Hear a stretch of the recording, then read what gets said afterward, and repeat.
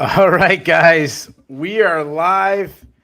This is the Shillan and Duffy recap show. We're recapping UFC Vegas 57, Tsarukyan versus Gamrot. I am your host. My name is Keith Shillan. I'm a staff member with Sherdog.com. Joining me, as always, to recap these exciting fights is the senior editor of Sherdog.com, the great Ben Duffy. Ben, how you doing, man? I am doing really well. I mean, we're both recency guys. All's well that ends well. Yeah. And that card had some draggy parts, but damn if it didn't finish with one of the best fights you're likely to see this year, especially if you like groundwork. Yeah. We'll do some groundkeeping, little yard work right off the bat. As you can see in the top corner, you'll see it might say powered by StreamYard. We're trying a new program, just trying it out today. So that's why it's there. If I like it, I'll probably buy it. I'm using the free version. I'll probably buy it. We'll go with that. And then we'll have all the cool details. So far, everything I used in this program, I really liked. Shout out to all the people in the chat already chatting up. I was always a little worried when we have a later fight night card if there's going to be a lot of people in chat, but man, they're going strong. We have 12 fights to talk about. I went 6-6. And so I didn't have a great night in my picks, but I'm still pretty happy because I think the fights were good. Do you know what you went overall? 4. Let's see, 5. This is great. This is great radio. Great. It's great radio. Looks like I went 7-5. And then there was a split decision I didn't agree with. So in my head, I went 8-4, but yeah. Okay. All right. Let's get right into it. Main event. We had two, a lot of people categorizing this as a hardcore fight. Oh, one thing, guys, please ignore my sunburn head. I was out at a softball field for about 6 hours today. It's 95 degrees here in New England. My neck. That's not even Keith's shirt. That's the color of his yeah, chest are right now. Yeah. My neck is even worse. But all right, let's get right into it. They were categorizing this as a hardcore delight because not casual fans don't know these guys. I was very surprised that they put these guys in the main event, but boy, did they deliver as the youngster Arman Tsarukyan took on Mateusz Gamrot, with Gamrot winning a unanimous decision. It was unanimous, right? Yeah, it was unanimous. Yes. Mm-hmm. Let's get right to it. It was extremely tough fight to score. I'll throw out to the chat. Give us your scorecards. I was on Twitter. I saw scorecards all over the place. Who did you score the fight for? Yeah, let us know in the chat. I scored it for Tsarukyan. Looking at MMA decisions, I'm somewhat in the minority. Looks like about 2/3 of people scored it for Gamrot, and I'm assuming that in every case, the third round was the swing round. Oh, really? I thought it was the other way around. You sure? I thought it was 2/3 for Tsarukyan. Oh no, sorry. The majority scored it for Tsarukyan. Okay. You were in the minority. Yeah, you're in the minority that scored it for Gamrot. So were Sherdog's other two official scorers tonight, Tristan Critchfield and Jay Petrie. But yeah, I was one of the ones that scored it for Tsarukyan. But I think in every case, the third round is the swing round. Who you give that to? This to me, I thought this was a classic case of the 10-9 must system versus the overall your one championship, your pride scoring. Because if you go by that, then Tsarukyan's going to win, in my opinion. And especially, and then also Tsarukyan had 2 rounds in the bag for him. So when we go into the decision, I expected Tsarukyan to win because I look at it and I go, well, there's 3 rounds left. All 3 were kind of toss-up rounds, and Gamrot's going to sweep it. But the way I scored it, I did sweep him. The 4th round was obviously a close one because of a spinning back fist that kind of briefly dropped Gamrot.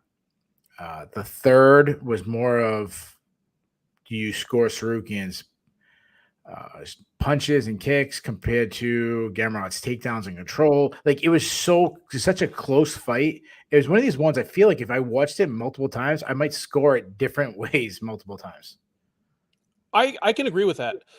And yeah, it's really down to what you value. I thought the best elements of the fight offensively over the first, I would say 2.5 to 3 rounds were Tsarukyan's body kicks. Okay. I liked that Gamrot came out wanting to switch stances, and within a round, Tsarukyan had him stop doing that because every time he turned southpaw, he just nailed him to that open side. with a body kick. Some of the listeners, we got Bass going 48-47 Gamrot. We have Michael Bailey going 48-47 Tsarukyan. We have Al McDonald going 48-47 Gamrot. Technical World going 48-47 Tsarukyan. Kyle Law, cuts it right down the middle, says could go either way. I feel the same way. Like, even though I gave it to Gamrot, I feel the same way. I'm sure you feel the same way. When I was watching this fight, and this is just gonna be such a weak like analysis of the fight, I just kept thinking the same thing. Like, wow, these are two of the most talented guys in the division that are so freaking equal, and that's why this fight was that close. I agree. Now, here I want to throw out something for you and tell me if you agree. Regardless of how you scored the fight, the basic dynamic of it is that Tsarukyan absolutely won the first 2 rounds, and then Gamrot started building. It's not like Tsarukyan just wilted, but like he slowed down a bit. Gamrot had no luck getting takedowns in the first 2 rounds. All of a sudden, he was getting all kinds of takedowns in the later rounds, including like more high amplitude stuff where he's like slamming him into the base of the cage and moving to immediately improve position.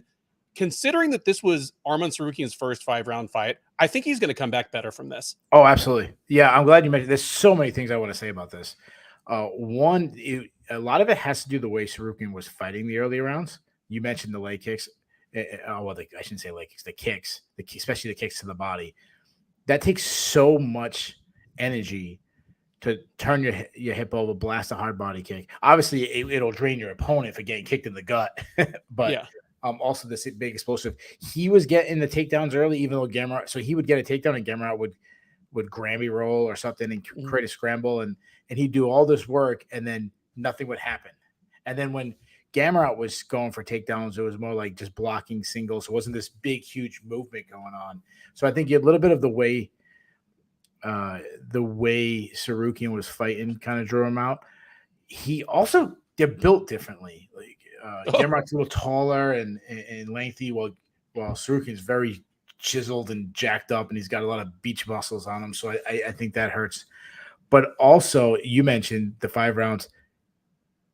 Gamrot has this experience fighting 5-round fights, fighting in KSW, which is obviously like I don't even consider it a regional. No, it's a major promotion. Yeah, like I'd call it like the lower end of the major promotions, but he defended his lightweight title 3 times, and then he won the featherweight title. He had at least 5 5-round fights in KSW. Yeah, I think. Well, it's a little deceiving because he had a couple stoppages early, but where he trained for that. Trained for it. Yeah, so that kind of goes. So that, and then the mentality, like, even though he's headlined cards before, which Tsarukyan has, like, maybe he headlined a small regional, but I mean, like, a big card. He's headlined KSWs, just little things like that, I think was a little difference. And then the biggest thing we haven't talked about yet, and I know you put it in the chat, is the ages. One's 31. Yep. Like, Gamrot's in his prime. Yes. Tsarukyan's 25. He's not even close to his prime yet. Nope. Not even so, with that said, heading in, I was thinking the UFC would want Tsarukyan to win. He talks a little more than Gamrot. He's a little more flashy. Definitely trash talks more. I mean, this guy was getting into it with Patty Pimblett and all this. Is it in hindsight, could it be a good thing that he lost and Gamrot won, and now you kind of can have 2 contenders, like the contender in Gamrot now and the contender in Tsarukyan like 2 years from now? I think absolutely, because if Tsarukyan had won tonight, fair or not, I'd be saying, okay, we've kind of seen Gamrot's ceiling. Yeah. With Gamrot having won tonight, I'm like, you know what? Gamrot is ready for a top 5 opponent, and Tsarukyan probably will be in 2 years too. Yeah. So what rounds did you give? So you had it 3-2 Tsarukyan. Would you go 4th and 5th for him?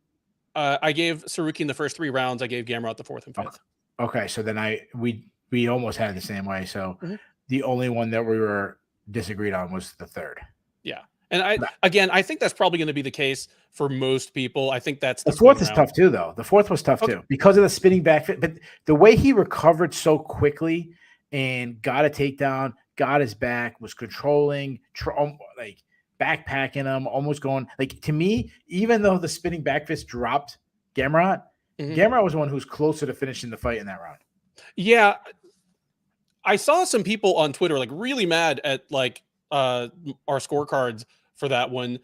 And it was because of the spinning back fist knockdown. But even in the moment, I was like, that felt more like he knocked him down, but it was more of like an off balance, like colliding in space knockdown, because he was fine immediately.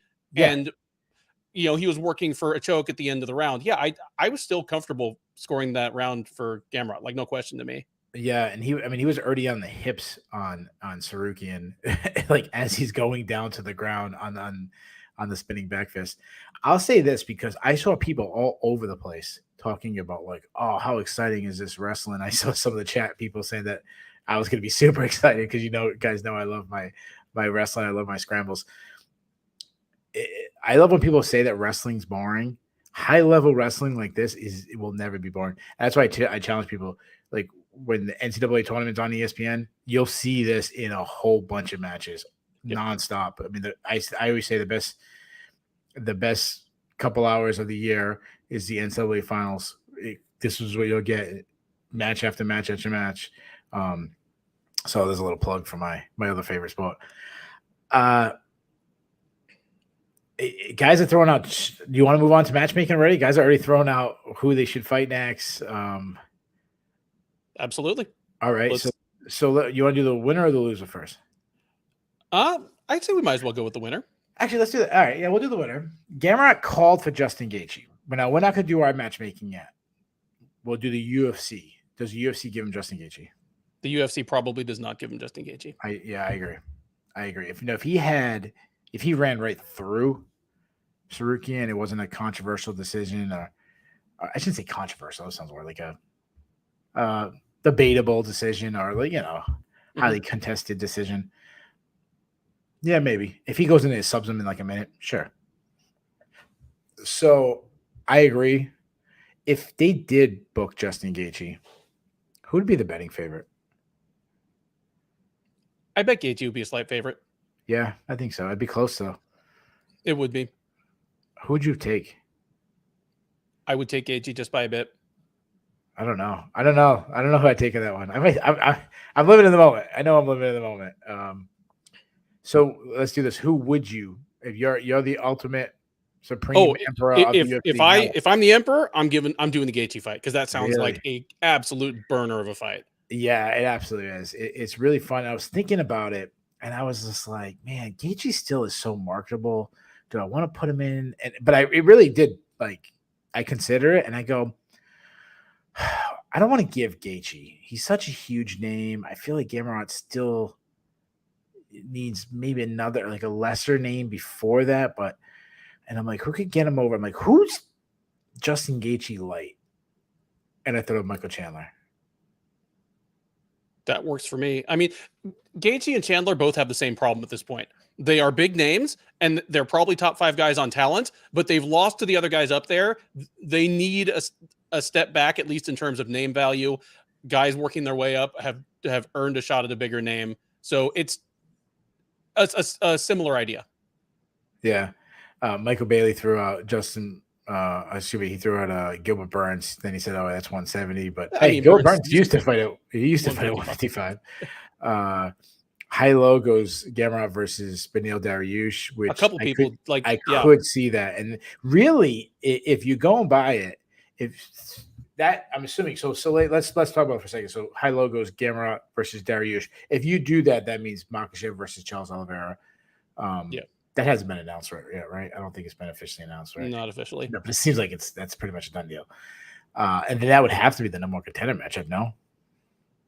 Yeah, that's your number one contender matchup for sure. Well, except for this guy named Conor McGregor, who's always the number one contender. He's always got the golden ticket, but we can't sit around and wait for that. So yeah, RC Cam agrees with me on Chandler. Mike Bailey throws a Gregor Gillespie, which leads to my next matchup. I don't feel like a lot of clout comes off for Tsarukyan because it's so close that I'm still kind of keeping him in, like maybe not top 5 opponent. Now I dropped down to top 10, top 15 for him, and that was the guy I was giving him. I said, "Wait, we just saw some really fun scrambles. Let's do it again with Gregor Gillespie, NCAA Division I national champion wrestler." that works for me. And, Gillespie's another guy. People have argued that he's a little undersized, to make his wrestling work against top level MMA wrestlers. He'd have a hard time with like Makhachev, like how big Makhachev is. Yeah, exactly. Is that the name you had, or did you have a different name for Tsarukyan? Yeah, I like him against the loser of RDA versus Fiziev. Okay, so you like him against RDA? Yeah, or the winner of Dober versus Alves. That both of those are happening within the next couple of weeks. Okay. All right. Yeah. Honestly, it's 155. You can't make a bad call. Anything else you want to add to this fight? It's weird because I feel like we could continue talking about this fight for another 25 minutes, or we can end it in like 25 seconds. I'm like, I could rewatch it right now and just like live blog it, like just over. But that's probably not the best. I know. Podcast. There was one where there was it was in the very first round.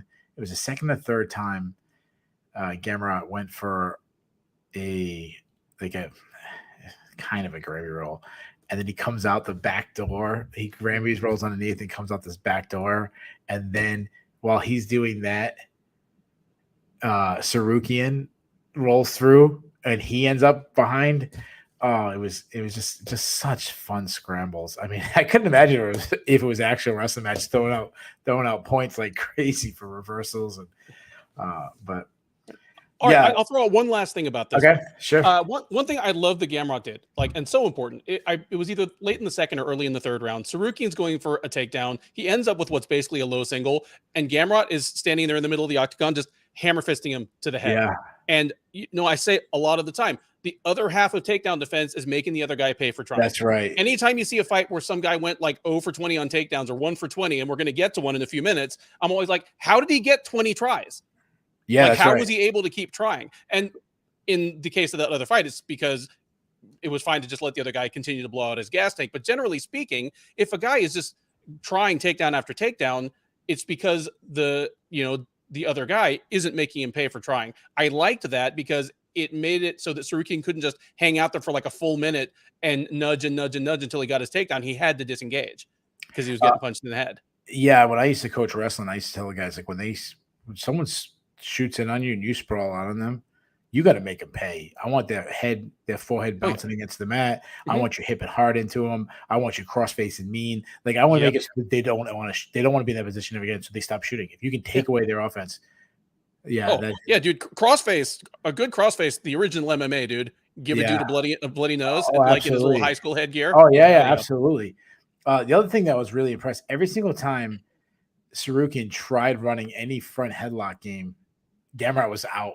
Like, he didn't stay under there for a second. It was so impressive. I love it. Before we move on, this is a relevant question for the division. Higher Low says, side note, who's Poirier going to fight next? If he's asking who we think or what would I do, to me, how can you not do the Colby? I'm doing the Colby Covington fight. Yeah. But if you wanted the division, well, just in case you rematch it for me. But what would you do with Poirier before we move on? I kind of hope they make the Covington fight. I'd like to see if maybe there's some new life for Poirier at 170. But he's one of those guys where any fight you put him in is going to be amazing. Yeah, and he's got the name, and they'll probably give him Conor McGregor a fourth time. All right, so with that, let's move on to the co-main event as veteran fighter Neil Magny, one of our favorites, took on Shavkat Rakhmonov. Dude. Like being run over by a truck. The first round was a clear 10-9. The second was on the way to being a 10-8 round, even before the finish, even before the buzzer beater. Like, because I didn't think Magny was going to tap with 2 seconds left. So I was already in my head like, is this a 10-8? I'm kind of leaning 10-8. It was just all one-way traffic. Magny just kind of like fighting for his life that whole round. Just Shavkat Rakhmonov, he is a problem. I sent out a tweet right after the fight, just saying he isn't getting 1/10 the hype, but based on whom they've beaten and how, you can definitely argue that his resume in the UFC is better than Khamzat Chimaev's. It comes down to whether you like better that Khamzat Chimaev eked out a tough decision against a top 5-ish guy, or Shavkat Rakhmonov just trucked a top 10-ish guy. This is me being speechless. Okay. Yeah. It's just maybe he's played like that. That's my only reaction. Like, dude, yo. Yeah. Michael Bailey brings up a good point. He says Shavkat not knowing how to defend leg locks worries me. I'm almost guarantee you, considering that he's from a CIS country, he knows how to. It should be concerning that he didn't feel the need to, that he was just kind of like hanging out there. Yeah. That's, I'm not worried about it because how many guys really get leg locks? Like how many people he's going to run into at 170 that are going to have a realistic leg lock game on him? Who knows? But for him to be that cavalier about something like that, I mean, you worry about overconfidence and things like that. But yeah, but I mean, like, is Usman gonna? I mean, Usman might beat him. Obviously, I'm not saying he wouldn't, but is he Usman's not going to be like is he going to leg lock him? You know what I mean? It's Frank Shamrock's not walking through that door. Ken Shamrock or Usman Paul Harris or something like this. I was absolutely floored. Not that he beat Neil Magny. We both picked him to win. But when Neil Magny threw that first front kick and he just bull rushed him over and basically kept him pinned against the canvas for the rest of the round, I said, Neil Magny can't win this fight because you have to win with volume in a third of the fight where you have to add up the volume and you got to like slowly drain his energy level. You didn't get to do that at all. He just started on the second round, just marched him down, keeping Neil Magny, who pressures people, forced Neil Magny onto his back foot. Magny looked lost, even on the feet. And it's not often you see a guy as big as Magny, first of all, maybe bigger. Like he was bigger than him. His wrestling, his top control was incredible. Again, that's Neil Magny. We've seen him struggle high level. I mean, Michael Chiesa really held him down, RDA. But those guys are really good. Like that's so 16 wins, 16 submissions. He's has a little bit of broken English, but it kind of works a little bit if you listen to some of his interviews. He's not Chimaev where it's this like Dagestani gangster. It's more how's the word I'm looking for? It's definitely like more wholesome. Like he's got like I'm the best, but it's like comes off as he's like a wholesome guy. Yeah, but it contrasts with just what a cold-blooded killer he is in the cage. Unbelievable. Like the first 30 seconds against Magny, it just reminded me of the same shock I felt the first 30 seconds against Oliveira in his debut, where I'm used to seeing Magny in that situation and being okay, and all of a sudden this guy's just physically overwhelming him, just tossed him over. Just the advantages in speed, in strength, and in balance were so surprising. Absolutely incredible. When Li Jingliang got absolutely smoked by Chimaev, I was doing the same thing. Like, what can you say bad about this guy? Everything I say, and I'm saying the same thing about him. Like, to have two of them in the division at the same time, like we've through the years we've always seen that guy coming up the ways that nobody wants to face. Cyril Gane at heavyweight, John Jones at light heavyweight. Like forever, we've had these guys where everyone just as soon as you see this guy show up, it's this guy's going to hold the title one day. But to have two of them in the division at the same time. The last time we had something like this is when Chris Weidman and Luke Rockhold showed up in the UFC around the same time. Okay. At 185, and they both looked like future champs. Yeah. I don't know. Did Rockhold have the same buzz? I mean, I know he was obviously the Strikeforce champ and everything. I mean, he had at least lost a fight. Yeah. These guys are also doing it at a different level now. Like these guys, I think it was Aaron Bronstead that tweeted out that Magny landed 11 significant strikes against him, and that's the most ever landed on him. 11. Wow. It's freaking, and Neil Magny's the volume guy. That's like his game. Alan McDonald's is saying, let's do Shavkat versus how is that now? Chill, Alan. Come on, man. Yeah. So one that we talked about, you said this, you keep saying like you had this like trio of rising welterweight challengers, like young blood, new guys on the scene. You added Jack Madalena. That's last time we did the preview show. So we got 4. So we're talking Khamzat Chimaev, Sean Brady, Jack Madalena, and Shavkat Rakhmonov.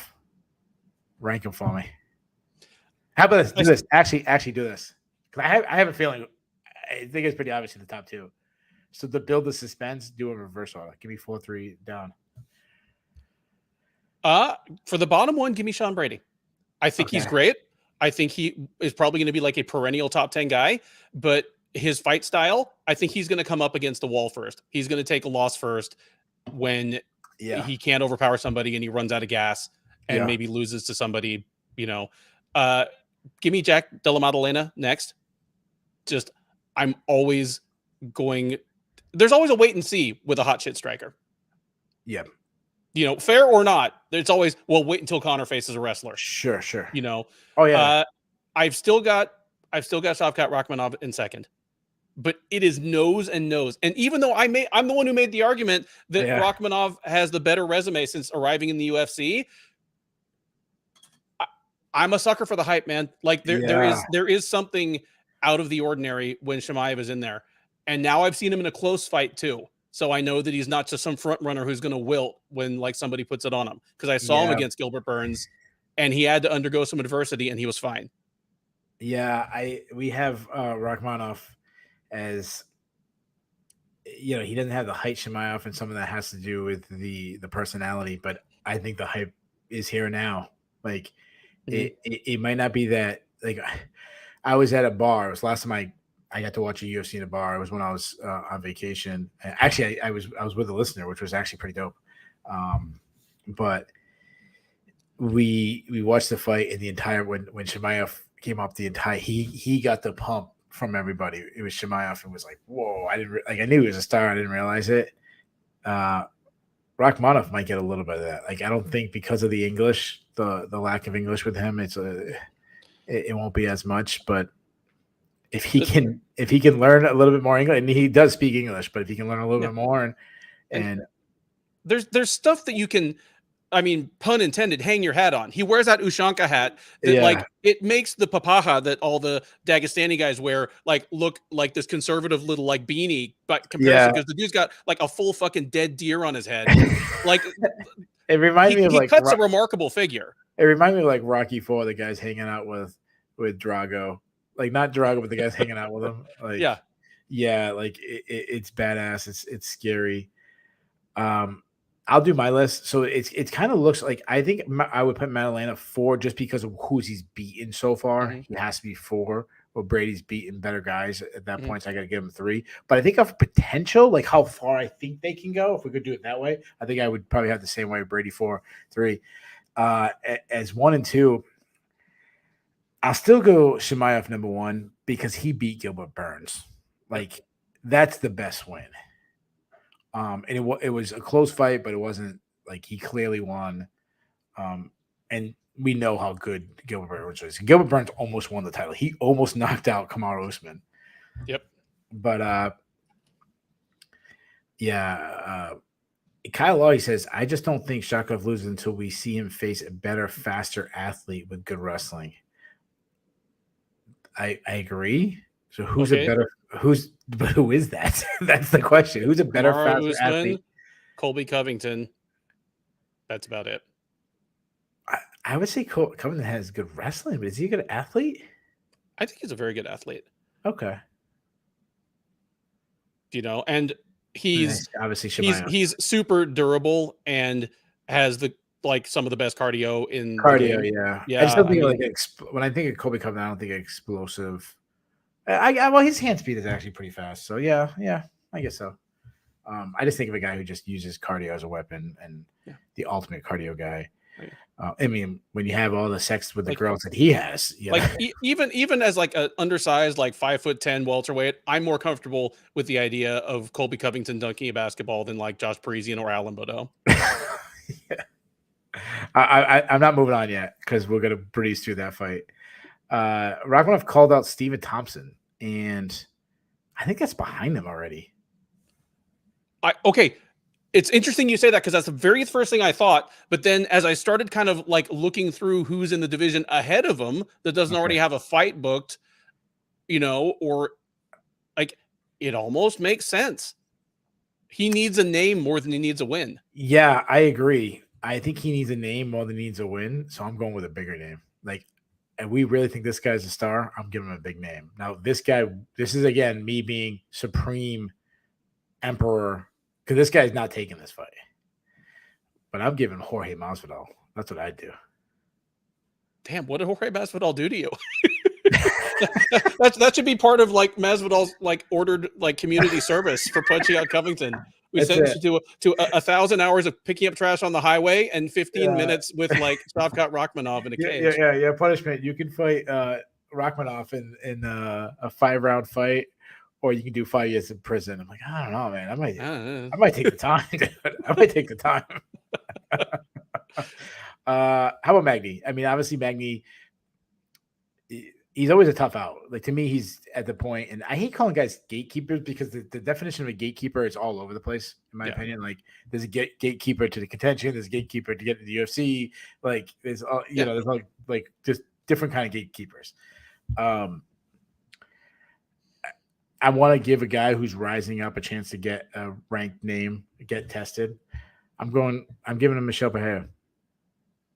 I like that just fine. I didn't think of that. That's more of an up and comer. I was kind of letting them swim in the same waters. There's 2 fights coming up, and it needs to be an either or because they both feature one guy he's fought and one he hasn't. But Vicente Luque versus Jeff Neal and Muslim Salikov versus Li Jingliang. Give me one of the guys out of there that loses, and he hasn't faced yet. Yeah. Gotcha. Yeah.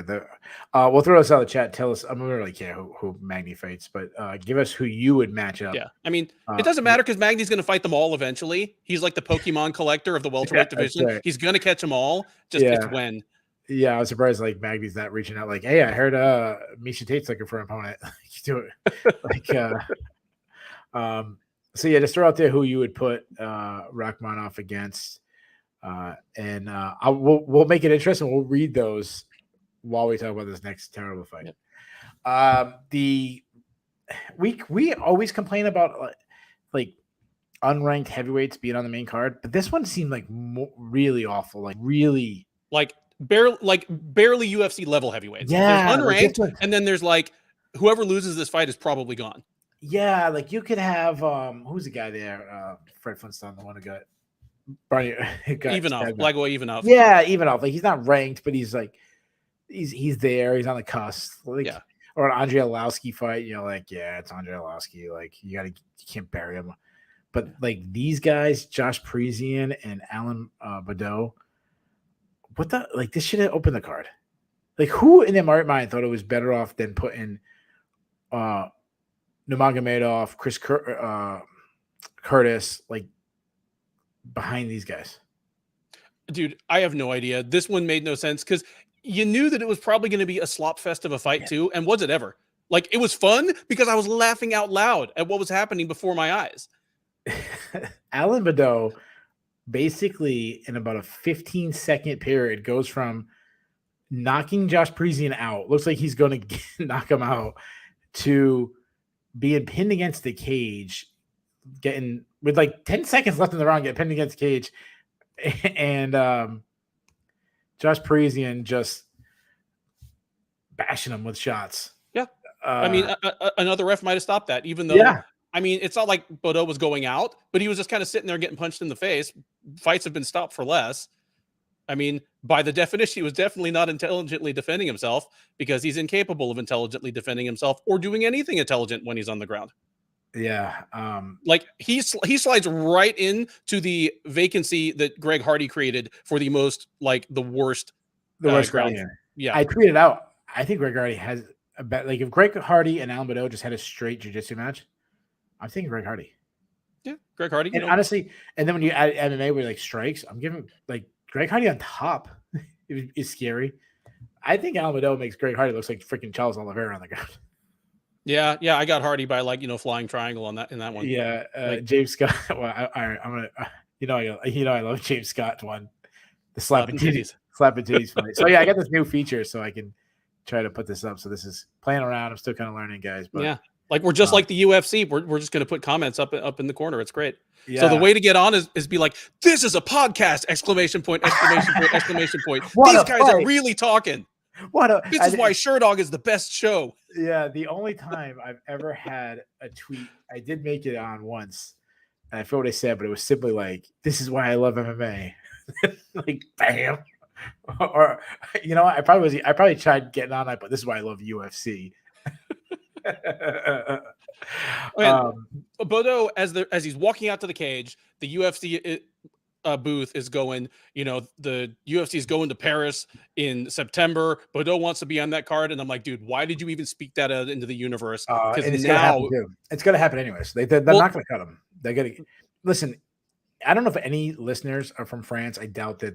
I mean, I don't know what time it is in France right now. It's probably like 8 a.m. Or maybe people start in the morning.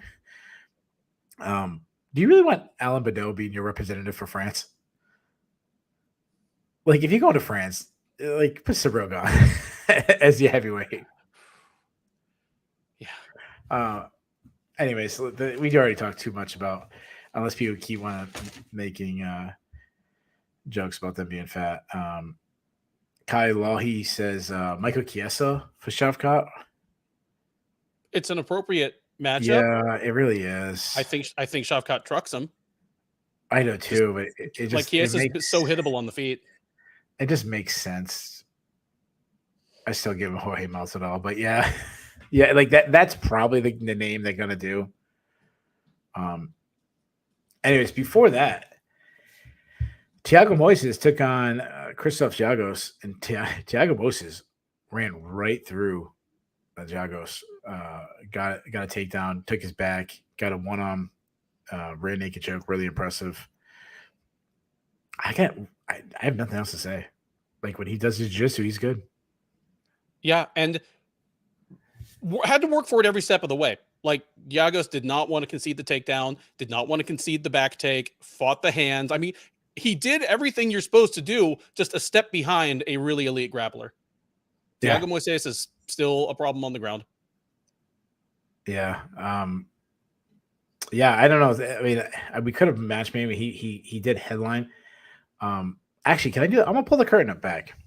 So I don't know if I can do this, but so the way we do our rankings is the head boss, Mike Fridley, basically makes suggestions based on, as soon as the event ends, hey, number 13 guy lost to an unranked guy, number 12 beat, and then we kind of discuss, we debate.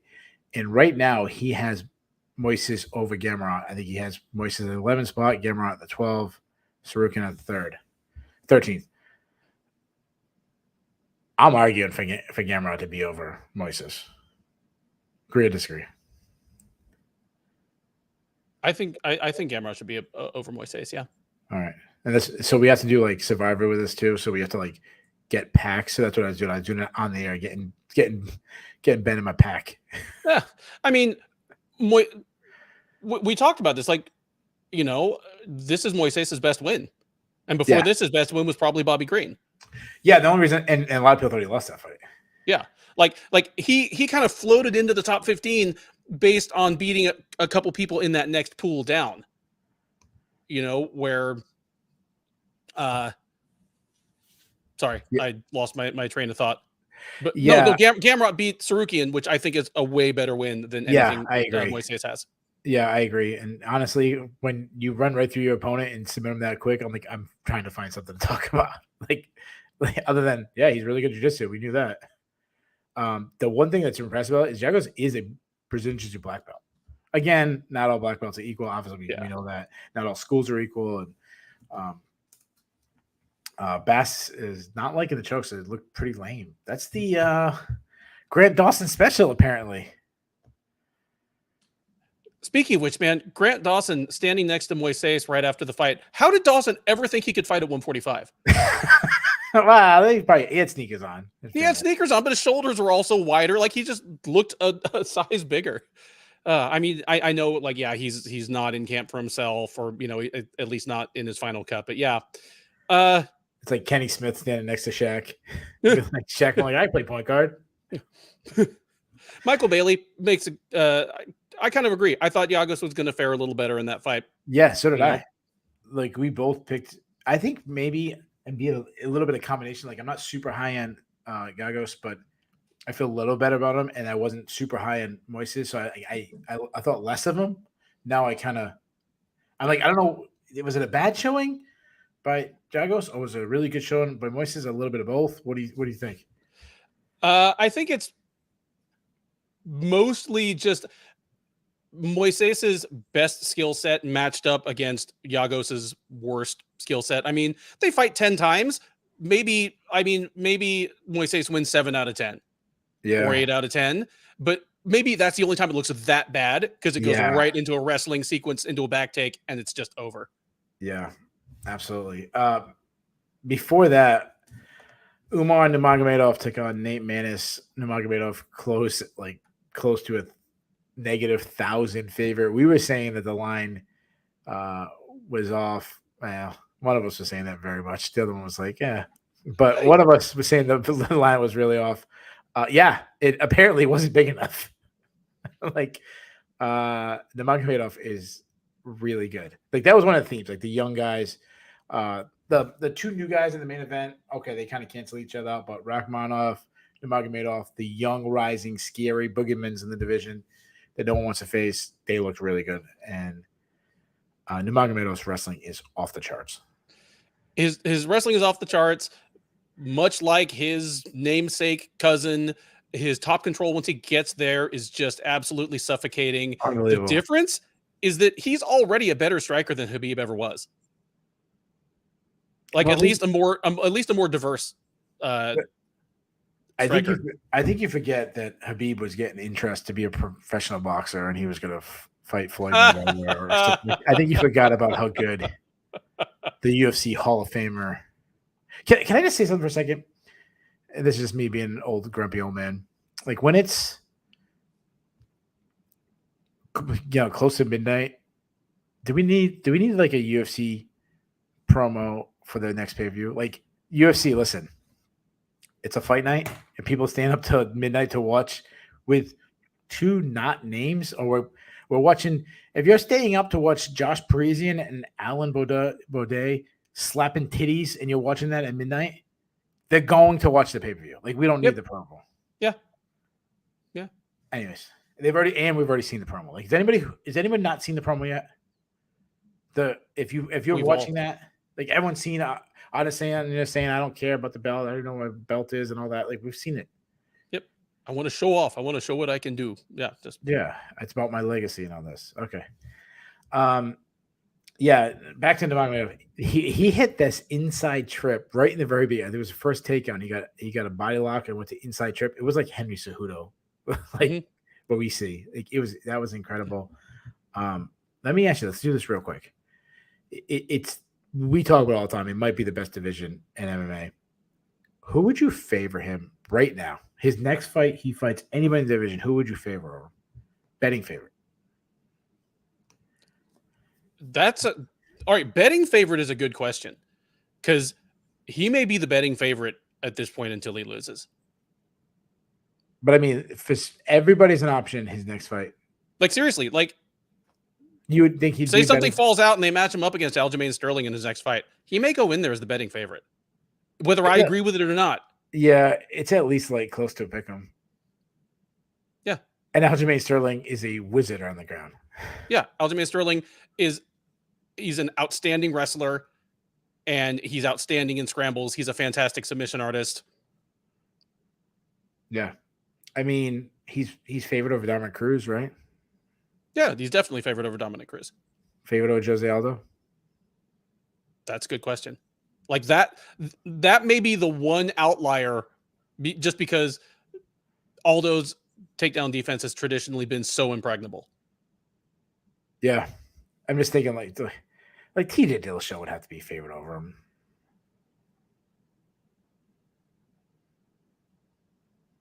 The whole point is his best win is Nate Maness or Brian Kelleher. Yep. And we're asking the question if TJ Dillashaw, if Aljamain Sterling, if Henry Cejudo coming back, or like the very elite of the division. And he hasn't touched anybody close to that. And that's his talent jumps off the charts. It's the same, and it's the same reason we're saying the same things about Shavkat Rakhmonov and Khamzat Chimaev. It's how he's beating the people he's beating. Like his best wins are Brian Kelleher and Nate Maness, but it's that he ran through him like tissue paper. Yeah, like neither of those guys had even a second of win against him. RC Kim, RC Kim, just bloodthirsty and vengeful out here. Whew. Damn. Let's do that real quick. What would you do? Like, to me, the division at 135 is so clogged up, and there's so many guys. Like, I can do a really slow wait and see approach with Nurmagomedov, and he's been out so much. Like, he's had his debut, then he was out, and then he was, So I'm not rushing him. Me neither. Jack Shore and Ricky Simone fight in 3 weeks. Give him the winner of that. Yeah, I know that's two of your undefeated, like, Supermen, but they're going to have to meet at some point. Yeah, I would do Ricky Simone, but not my boy Jack Shore. You know what, though? I'll tell you this. The Magomedov would be favorite, but Jack Shore is so intelligent. Mm-hmm. He is one of the most intelligent fighters I've seen. Like, he would put himself in position to be a real challenge. Now, actually, I really want that fight. Hope the UFC does that. I was going way lower. I was going like a Victor Henry or something like that. But yeah, Ben wants the prospects. If they're gonna do something like that, make it a main event. Sure. I got a question. So Kyle Lawley just brought up a kind of a I'm going to change this question a little bit. If Nurmagomedov was entered into the Bellator Grand Prix right now, does he win it? He replaces whoever. One of the guys. Dude, one of the 4 guys in it. Dude, all I know is if you get him in a cage with Raufeon Stotts, take my money now. Take my fucking money right now. I would favor him with Sabatello. Oh, dude, he trashed Sabatello. He would trash Sabatello. I'd probably favor him over Mix. And Mix is so long and lengthy. He's actually really tricky. He has that like slide by that he goes right to taking it back. I think I'd take him over Magomedov. Yeah, I think so too. Yeah. Stotts would be the one that I would be, I don't know. But yeah, Bass is saying he doesn't see Jack Shore as a champion future. I don't see him either. I don't think he's as good of an athlete, but he's so smart. Like, he really is, and he's such a grimy guy that he actually reminds me of who's the other Englishman there? Like Arnold Allen. He just keeps winning, and I watch him like, oh, he's not that good, and then I'm like, holy shit, Arnold Allen's really good. It must have like your Europeans. Like, I felt the same way about Leon Edwards. Like, he's not that good, and then like, holy shit, he just won 87 fights in a row. They still haven't given him a title shot. All right, moving on. Speaking of long winning streaks, Chris Curtis took on Rodolfo Vieira. What a fun fight in a not a lot of action fight, but Chris Curtis is on a run in the UFC. This was the ultimate journeyman who now has wins over Phil Hawes, Brennan Allen, and Rodolfo Vieira. Like, he's not going to get fighter of the year or anything like that because it's always going to be the top guys in the division. But if we had like a sub one, like, all right, like if you had divisions, like, like in Texas, you have like the Texas state champion football, and they do like the big cities, Houston and Dallas, and then they have like the rinky smaller cities, and you have like, all right, class 2, class 3. Hey, Chris Curtis could be that. Like, yeah, you're the class 3. Because the run he's on. Dude, I mean, he had an incredible show of takedown defense against a guy in Vieira that, yeah, we knew he was going to gas out, and the spamming of like useless takedowns from 10 feet away in the 3rd round was a joke. But he actually had to fight off takedowns from a guy that looked a full weight class bigger than him for the entire first 7 minutes or so. Mm-hmm. Dude, it was an outstanding performance. from Curtis. And for a guy who goes by Action Man, and he's like, I like to knock people out. He got a couple of highlight reel finishes in his first 2 fights. That was a smart performance. Oh, absolutely. Like, so smart. Kind of the same thing as Michel Pereira, where he's eventually just turned a corner to where it's like, okay, he's not just a highlight reel guy.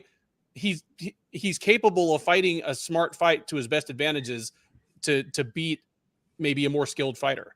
What's funny is I'm watching Vieira having really good success in the first round with his hands. They didn't get a takedown. I actually scored the first round for him with his striking, and still saying it's okay because Curtis knows he's wearing himself down by trying these takedown attempts, and he's just throwing short, tight shots, then going downstairs to the body. He never overextended, never threw. I don't think he threw a hook the entire fight. Nope. So he couldn't drop on under. And Vieira, so I watch. He's a good explosive athlete when it comes to his wrestling. He really is. He's explosive, but you can see the level of a wrestler, a guy who's got the explosive and knows the technique versus a guy who has the experience. Mm-hmm. For example, if I want to land strikes, I'm going to feint a little to open your shot. You can do the same thing with wrestling. Throw some feints out there. He was just shooting and no setups, no like striking in and then coming underneath or land a shot and coming in. It was just straight like back up and almost like throw my hands up and kind of dive at you. It was so telegraphed, no cut in the corner, no angle, just trying to muscle everything. Yeah. Thank you for saying that because, the difference between Vieira and some, collegiate wrestler who's been doing it since they were 5 years old, even if they weren't a top collegiate wrestler, say someone like John Fitch or Rashad Evans that barely had a winning record their senior year, like let alone All-American, but like barely a 500 wrestler, is if the first blast double doesn't work, they have a chain of follow-up techniques. That's right. Switch to a single, run the pipe, or just hoist it high, Whereas he's just like blast, and if it doesn't work, just and pull straight back and try to stand back up. And every shot was straight on the line, no cutting angle. And and also you have a single, like run the pipe, and then like the run the pipe is not always getting this way. You run the pipe to get all his weight one way, then come back the other direction, and just little things, or just trying to sit him down to a hip and start inching. Like he didn't have any of that. It wasn't even close. I think the closest he got was grabbing like an ankle 3 or 4 times, and Curtis just turned away and pulled his leg out easily as like a low single. By the third round, his takedown attempts were so telegraphed that I was like, dude, just feint a level change and try punching Curtis in the face and see if that works. Yeah. Oh, yeah. Like do like a looping, like I'm faking the shot and throwing overhand. Randleman. But here's the funny thing is, as much as I'm bashing him, I feel better about him moving forward because he did gas out a little. He did fade, but he wasn't like in the third round. He wasn't completely so gassed like he was against Anthony Hernandez. His striking has come along. A lot of that's always going to come with the guys worried about his takedowns, but he was landing some power shots. He rattled Curtis a couple times with some pretty good shots. And I was thinking this. I was like, Brandon Allen and Phil Hawes stood and banged with Chris Curtis. It didn't do as good as Adolfo Vieira did. Yeah, Vieira, I mean, he was getting outlanded, but he was hitting Curtis cleanly to the head in all 3 rounds. Yeah. Chris Curtis, I think at this point, he's in our top 15 in Sherdog. He's in our top 15, right?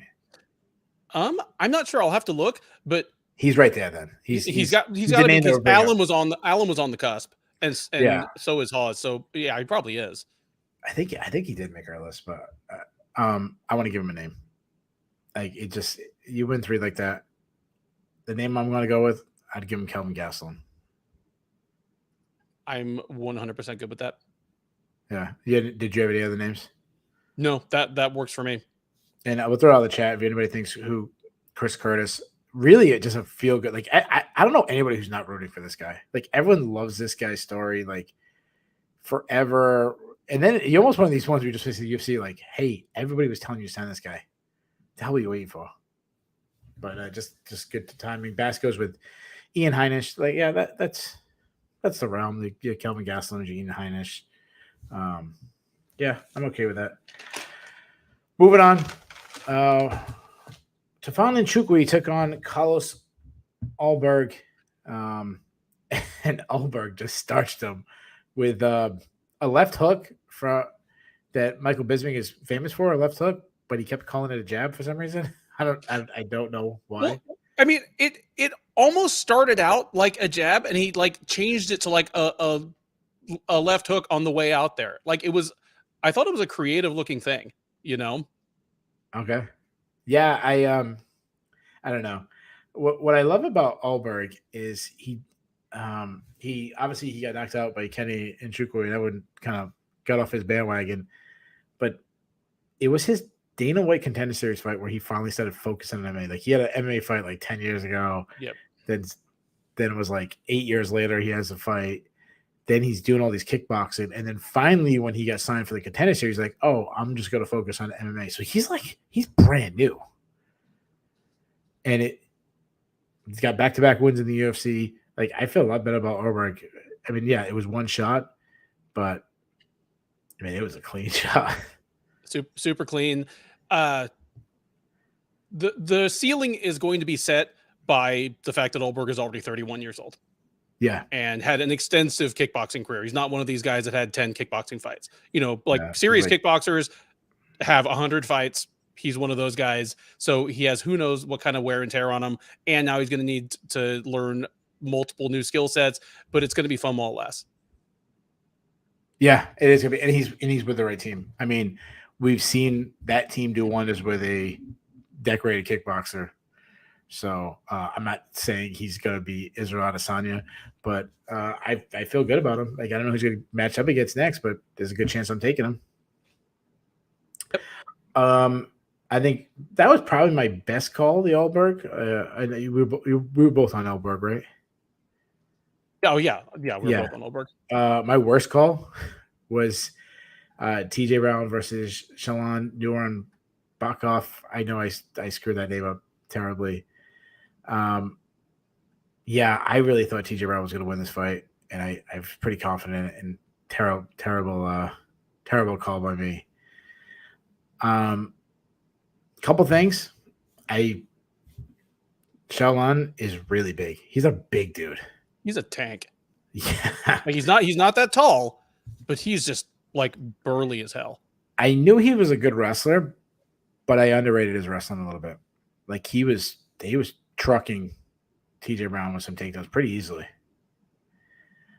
I had it 1-1 heading into the third round. Did you have the same?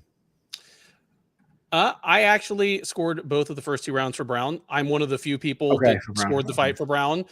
I'm not happy with it because I feel as though Shillan was the better fighter in the cage. Certainly by pride rules, he won the fight, but I scored the first 2 rounds for Brown. So, you know, I scored the fight for him.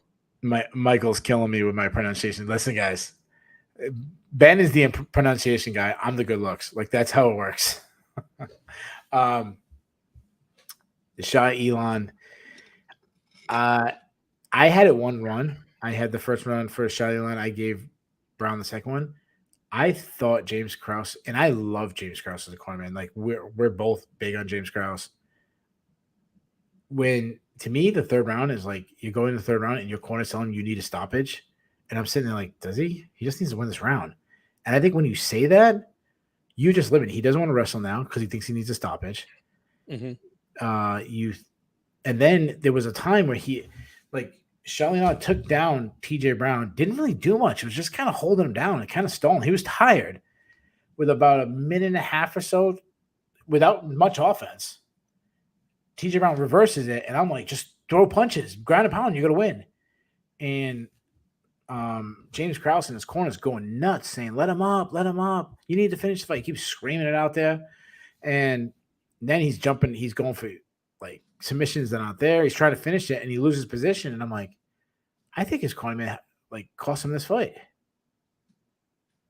Yeah, it makes me wonder whether Krause was just trying to find the right thing to say, or he really thought Brown was down 2 rounds. Yeah, I don't know. Me and Aaron Braun said it kind of went out on Twitter. I mean, friendly. Like I love Aaron, but a little bit he was like, oh, he was trying to do the open scoring, and Jay came in that too. And I'm in the minority that I do not support open scoring because you know why? I've actually watched other combat sports, and I realized there'll be a lot of stalling if you have that. Anyways, yeah, TJ Brown. I just thought there was a bad performance from him in his corner. Shillan, if he's got that wrestling game going, it was impressive. He's got to beat a lot of guys with that wrestling. Yeah, that's pretty much what you can say about that one. Really fun fight before that. Highland Pava versus Sergey Morozov. Give me your assessment on that fight. Exactly what you said. It was a whole lot of fun. I had Morozov winning the second and third rounds. I think most people did. And yeah, Morozov slowly took over the fight. I thought they both got tired, but Paiva got more tired. Yeah, I agree. And all of a sudden his size advantage, because man, can you believe that Paiva ever fought at flyweight? Because even at bantamweight, he was so much bigger. All of a sudden it didn't matter. Like he couldn't wrestle anymore. He was a step behind on the feet. It was pretty straightforward to me. Not similar, but it seemed a little similar to the main event where one guy kind of got in the lead and then kind of faded. I mean, he hurt Morozov in the first round when he had to start wrestling, and it was kind of doing like that survival wrestling in the first round. And yeah, Paiva hit a wall, and I like Morozov moving forward. I felt like both guys were like sneaky guys in the division, and we both kind of said this, like the winner of this matchup, I feel a lot better moving forward. Yeah, and I do. I feel better. Like Morozov showed me some balls, his ability to, in a pretty high output fight, was going pretty hard still in the third round. Got some takedowns. Yeah. I mean, that's a tough division though. It's also like the main event in that the guy who lost is really young. Yeah, still. That's a good point. Paiva's still only 26. I don't trust Paiva though. You talk about him being big, and it's just one of these guys. Like I don't trust, and that could be obviously there's just a hunch. You know, when guys miss weight and have to move up, and then they're not like undersized and moving up, and I don't know, always has like this like Kelvin Gastelum, Johnny Hendricks type feel to them. Yeah, I mean, certain camps have a persona to them. They have a kind of a prototype to their fighters. And for a guy who's been at Team Alpha Male for as long as Raulian Paiva has, to be losing fights on cardio and hustle in the third round is not a good sign. Yeah, no, absolutely not. Yeah, I think that probably adds to it a little bit. Just something about it. I mean, the talent is there though. He's young, as you mentioned. The talent's there. I mean, the guy beat Kyler Phillips going up to 135. That's a really good win. Yeah. Before that, Cody Durden does what Cody Durden does and comes right out the gate throwing big bombs. Catches JB Bai's chin with a beautiful straight right. Finishes up. I don't remember who the referee was, but the referee did. They mentioned this on the broadcast. They gave JB Bai's every opportunity to recover. Mark Smith gave him every chance. Yeah, just sometimes just coming out throwing bombs, guys aren't ready for it. He got overwhelmed with like kind of like a Vanderlei Silva type style to him, where I'm coming out right away and I want to knock you down with just power shots, deflecting shots. And JP Buys, on the other hand, things are rough for him right now. Now both Georges have like taken a toll on this man. Okay. Cody, of course, being from ATT Atlanta. Yeah. So the other Georgia gets its licks into. Rough day. Alan with a dad joke. I gotta love that. I'm not gonna show Kyle Wahi's comment. Kyle's an attorney. He's got to bring that kind of stuff. Yeah, I'll say this: popular with some people and unpopular with others. Before that, Brian Kelleher took on Mario Batista. Eye-opening performance by Batista to me. Yes, he has turned a corner. He was brilliant. He pitched a shutout, and just incredible showing to me. Yeah, we toss around the term gatekeeper. That's very much what Brian Kelleher is, and there's different levels to it because only certain fighters get past Brian Kelleher, and then only certain fighters make it look easy. Like that's Umar Nurmagomedov type. Like just run you over. You have no moments of win in this at all.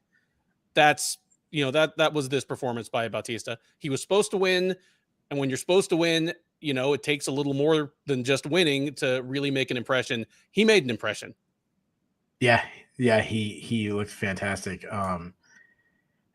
The technical things he did, like Brian Keller couldn't get out of first gear. Like he got hit with that, like, what just happened to me kind of thing, because first of all, the feints, like, first of all, Bautista came out aggressive. They threw like a flying knee right away, which he loves doing. Then he's throwing feints, and he's just freezing Brian Keller. Like, he's not reacting to these feints. Like, he's overreacting, and then he's getting hit with the follow-up. And then when he tries to open his own shots, Bautista shoots out, and he slams him down, passing his guard. He gets up to his feet. As soon as he gets up, Batista's foot sweeping him.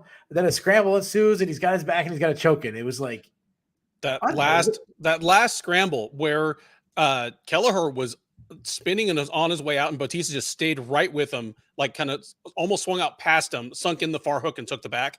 That was incredibly slick. Yeah, this was one of those ones where, like, I don't want to live in the moment, but it just has that, like, something happened to this guy, and we're going to see it moving forward. I think we're going to have a lot more really good shows from Mario Bautista. Again, as we keep talking about 135, the toughest division in MMA, but yeah, add another name. Like, he looked fantastic. And the first fight of the night, the most controversial, in my opinion, Jinh Frey took on Vanessa Demopoulos, won by split decision. First of all, how did you score the fight? I scored the fight 30-27 for Jinh Frey. Yeah, I had it 29-28. I gave I'm trying to remember now. It's been a while. It seemed like that event was going on forever. I think I gave the third round to Demopoulos. I think I gave Frey the first two. Yeah. Like one of Sherdog's scorers gave Demopoulos the third round. If I were to give her one, that would have been the one. That was a very close round. When they were reading the scorecards and they did the split decision going on, and they went to the 30-27, I go, okay, Frey won. Yep. Like, she clearly won the second round. There's no way. And then they gave it to Demopoulos. I looked at MMA decisions. It was 10-1 for Frey. And no offense, but I think the one was MMA Mania, and I don't even, like, if your name isn't on, like, your outlet score, you might as well just be like Twitter user 5673727. Like, yeah, put your name on, dude. That. Here, I mean, not to be, toot my own horn, but I was like, look for a lot of Demopoulos just shooting takedowns from too far away and kind of running into a lot of low-powered counter punches from Frey, and that was his whole damn fight. Yeah, just a terrible decision. I always feel bad for the split decision. That the main event doesn't bother me because it was so close, could have went either way. But one where the majority of people are saying, like, Frey wins this, and, like, that's a big part of her paycheck. It's just gone. But yeah. Whole extra half of her. Someone just took the whole extra half of her paycheck into like, her thong for. There you go. Yeah, Kyle's gonna get us in trouble with some. Everyone's going. I get hated on when some of my comments on Vanessa Demopoulos on the preview, so I won't go any further. But I'll say this. Can I say this? Please. Imagine you're about to do a UFC broadcast.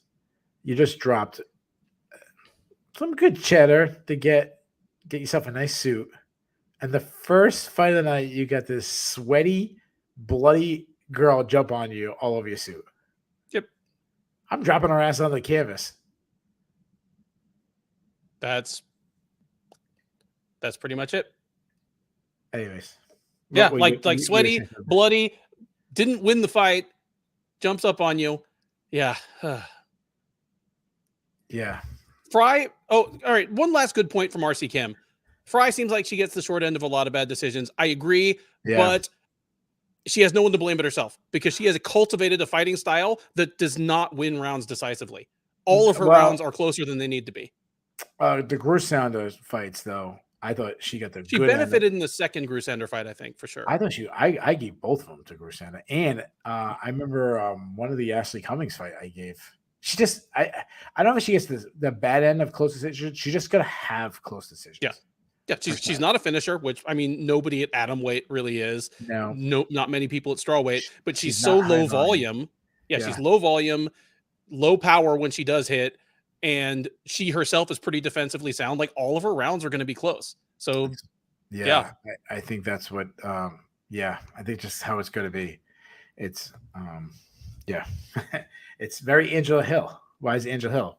Because she's a lacks power point fighter from the outside. They're always going to be lower fights. So there you guys have it. We've covered all the fights. Let's do the fun stuff before we get out of here. Let's do the cut list. Ben, I have 3. I'll throw this out to the listeners who don't know. The cut list is if both me and Ben agree that a fighter should no longer be in the UFC, we give the UFC permission to get rid of that fighter. I have 3, so I'm in a good mood to cut people.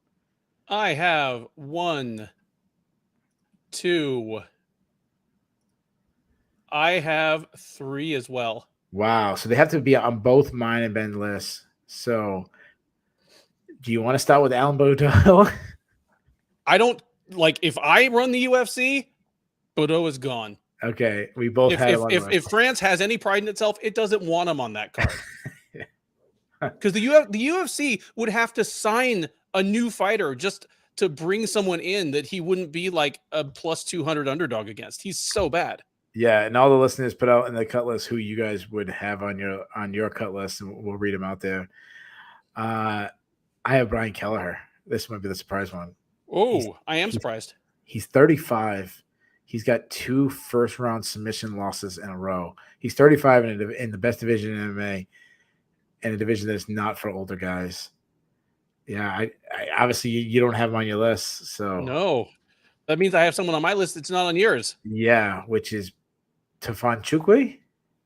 Tafon Chukwi gone. He is 1-3 in the UFC. His only win is over Mike Rodriguez, who, all apologies to New England, isn't UFC material. I know, but then we can't do the short.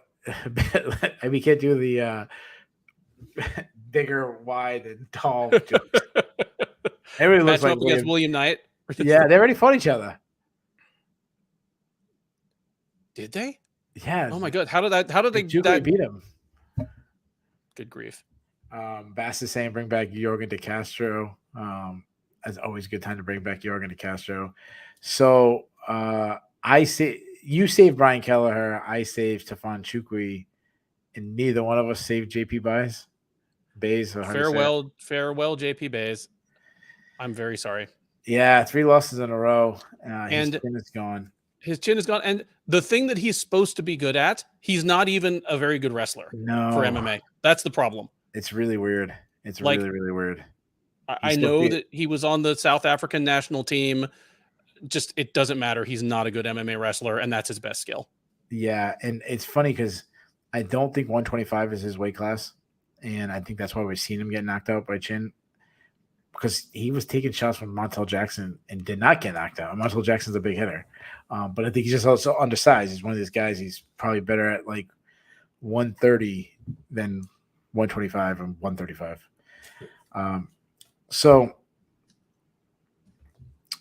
Technical Wealth says get rid of Nchukwi, Allen the Brooklyn Brawler, Baudet, JP buys. Ain't no one buying. Brooklyn Brawler. I think Brooklyn Brawler is a little better than I think like an Iron Mike Sharp. Remember the job of Iron Mike Sharp? I remember Iron Mike Sharp. Sure. Who was the guy? Who was the guy that used to pat himself on the back, but he was terrible? Do you remember that one? Oh, that's when wrestling was good. When you had the so for all you youngins who don't know this, like you put on Monday Night Raw and you have Triple H and Undertaker fight each other, and like you don't know who's going to win. Back in the day when I was younger, like Saturday morning, I used to love wrestling. Saturday morning they'd have Saturday and Sunday morning they'd have wrestling matches, and it was always like the named wrestler going against the jobber. So you have your Iron Mike Sharps, your Brooklyn Brawlers, and like Brooklyn Brawler would face Mr. Perfect. Mr. Perfect would always beat him up, and then they always would finish with the finisher. He'd do his perfect plex or whatever move, and that's how it used to be. Then they got rid of that. That's just Leaping Lanny Poffo to like write some poems on frisbees Barry and throw them out into the Horowitz. Was Barry That's the same Barry, but was Barry Horowitz the one who went like this to his? I think it was Barry Horowitz. You guys, that might have. I assure you all know more about this than I do. Come on. Yes, RC Kim is saying Barry Horowitz. So nice job, Bass. Nice job, RC Kim. All right, let's move on. Let's go to the Bulls and the Bears. The Bulls and Bears are a stock market reference. When a stock market is doing good, it's a bull stock. When it's going bad, it's a bear stock. We do it 3, 2, 1 hockey style. Let's do the Bulls first. Let's want to stay positive. Sure. I'll let you go first, Ben. Okay. And obviously, sorry to interrupt you. Obviously, all the listeners, throw your Bulls and your Bears out, and we'll read them out in the comments. Number 3, Thiago Moises. He wasn't going anywhere in terms of his UFC job, even if he lost. But his relevance was definitely hanging in the balance. And he showed that, okay, you know what? I'm still at least a borderline, like top 15-ish contender. You know, like I'm not just another guy at 155. Number 2, Umar Nurmagomedov. Again, he walked in as a 10-1 favorite and made it look worse than that. He completely trashed a pretty good fighter. Number 1, Shavkat Rakhmonov. There's nothing else for it. Yeah. Not many people have ever had that complete and comprehensive a victory over Neil Magny in Neil Magny's long and storied career. He is a legendarily tough out, and Rakhmonov was just better everywhere. Extremely impressive. Yeah. Keith is getting a lot of your Bulls and Bears up on the screen, which is nice because that way they will be preserved for prosperity. Yeah. Posterity. Yeah, Rakhmonov obviously is my number 1 Bull too, so I won't read him. I'll go another route. I'm going to go with Carlos Ulberg. I mean, this is a guy, he's, as we mentioned, really only been fighting MMA since November of 2020, and he's now 2-1 in the UFC, back-to-back wins. I feel like he's on the rise. Mateusz Gamrot, main event. 4 wins in a row since losing a really close split decision. He has 1 loss in his career, which was to Kutulate, which is a split decision. A lot of people thought he won. Stopped Diego Ferreira, stopped Jeremy Stevens. Beat, a very debatable win, but beat a really good guy regardless, or at least to even be contending with a guy like Arman Tsarukyan. I feel like Gamrot's stock is going way up.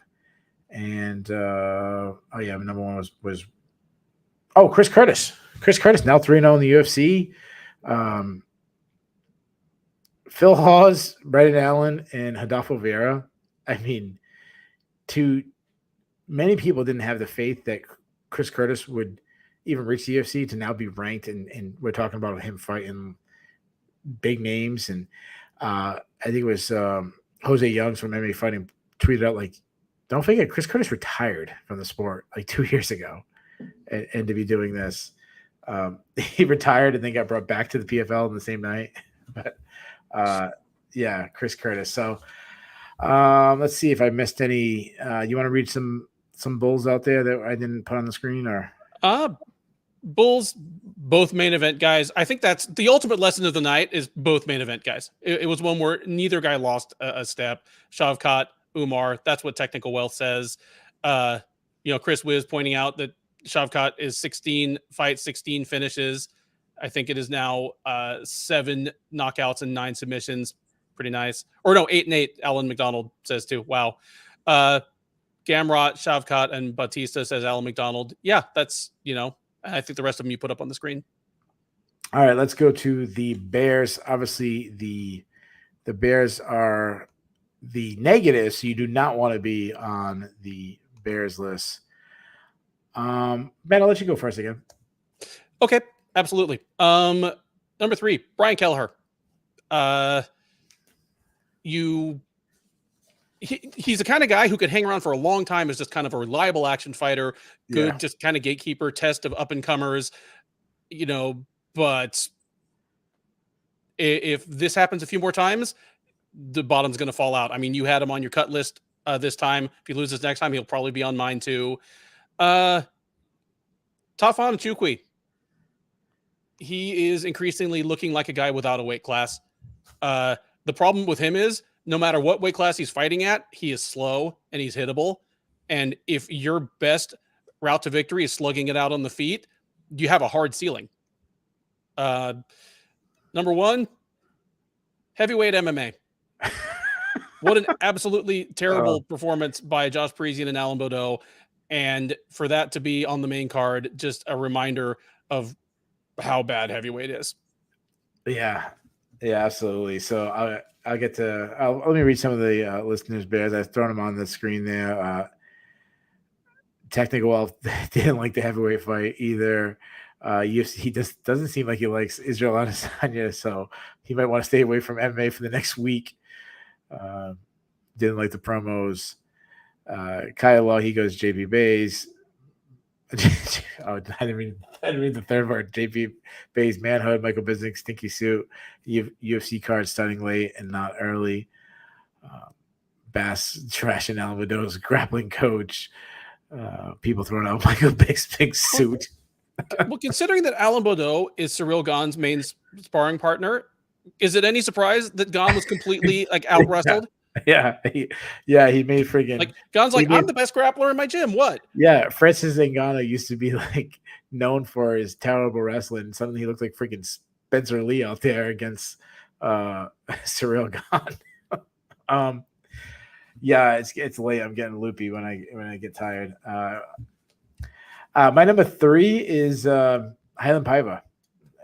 This is a guy that he pulled an upset win over Kyler Phillips and has now since dropped 2 fights, got knocked out cold by Sean O'Malley, and then was winning a fight and actually kind of slowed down and lost the decision. Things have not been good for Highland Paiva. My number 2, JP Bays, 3 losses in a row. He's just got some pretty public personal things going on. I really do feel for the guy. And my number 1, how about our former Sherdog staff member, still a friend of ours, Adam Martin? He's my bear. Who the hell's that guy? Michael Bisping went straight Conor McGregor and Jeremy Stevens on him. And the thing is, and again, I love Adam as well. He's a great respect for his grind. He's really good at his betting odds stuff. But on fight nights, he is so obviously trying to get his tweets up on the screen. He is up on the screen more than just about anybody. And it's all this is why MMA rules. I love the UFC. And so after all that, for Bisping to go, who the fuck is this guy? It hurts. You've read his tweet 40 times tonight. Yeah. Well, Adam Martin has it. Even who the hell Adam Martin is. No offense. I hope Adam gets this. Sorry, Adam, you're our bear tonight. We love you, but you're our bear. Whoever you are, Mr. Adam Martin. All right, let's go to the grade. What was your grade for this card? Oh, we never did the awards. Want to do the awards? Not the awards. We At have this awards. point, I mean, probably any of the viewers that are on Twitter or on the Sherdog front page probably know who won the awards. It's almost cooler to have them say who they think should win the awards. Okay, so we'll throw it out there. Who you think should win the awards? For the record, there is a fight of the night and there are 3 performances of the night. Okay, the fight of the night's the main event. 3 performances. I'll go with you will never guess these. Rakhmonov, Alberg, and tough one. I've been cheating. I've been writing them down a little bit. Either Durden or Moises. I'm going to go Durden. I'm going to go Alberg, Rakhmonov, and Durden. And the fight and the main event. But Chris Wiz says fight of the night, main event. I mean, how about this? Everyone's going main event, right? Yeah. For fight of the night. That was the easy one. Yeah. If anybody says other, go with another. Put out there if you were going to go with something else. Okay. Well, and yeah, put out who you think should win those awards. I'm going to read off who did win them.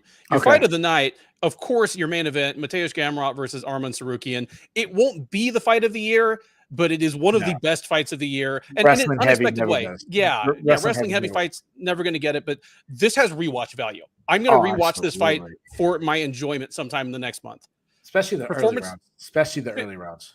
Performance of the night bonuses to Thiago Moises. Okay, I'm okay with that. Shavkat Rakhmonov. Oh, absolutely. And Josh Parisian. Get the fuck out of here. Are you kidding me? Are you joking? I am not kidding. I am not joking. Oh my! So Alberg one punching and Chukwi out. Cody Durden starching JP Bison. Mario Batista. Quick submission. Who else? Umar Nurmagomedov got a 30-25 scorecard on somebody. That no. Josh Parisian, and now Josh Parisian is he's my favorite fighter. If you want to know why, you can DM me. I won't say it over the show. Like, it really will get me in trouble. But I think Josh Parisian deserves $50,000 just for doing spinning back fist without his trunks falling off. So like, he's like what's the Mike punch out the guy? You punch him and his pants fall down. King Hippo. King Hippo. Yeah. He's the King Hippo of the UFC. Gotta keep hitting him in the belly and his pants fall down. Yeah.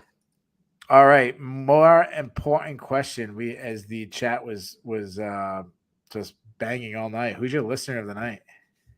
Oh, listener of the night.